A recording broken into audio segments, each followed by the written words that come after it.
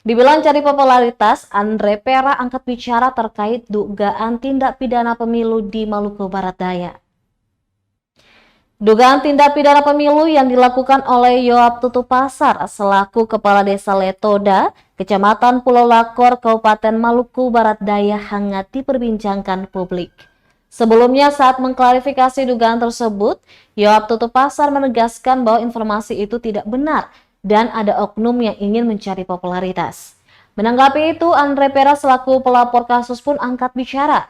Dirinya bahkan menuturkan kronologis peristiwa yang terjadi pada Kamis 4 Januari 2024 lalu melalui akun TikTok miliknya. Dikatakan Kepala Desa Letoda Yoap Tutupasar bersama dengan Ketua BPD Hensi Leonardo Wariunsara mendatangi rumah Sakeus Mirlau. Dalam kunjungan itu, Tutupasar berbicara dengan nada tinggi.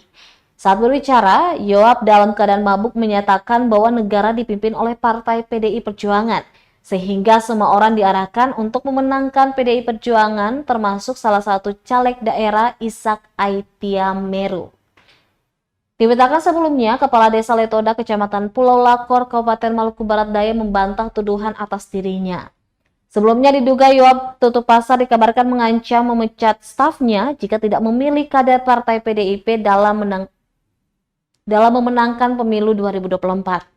Menanggapi hal itu, Yoap Tutupasar menampik tuduhan bahwa dirinya melakukan intimidasi dan ancaman pemecatan terhadap operator desa Yohana Mirlau.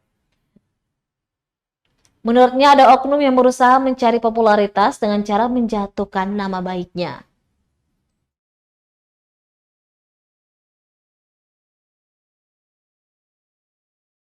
Download Tribun X sekarang, menghadirkan lokal menjadi Indonesia.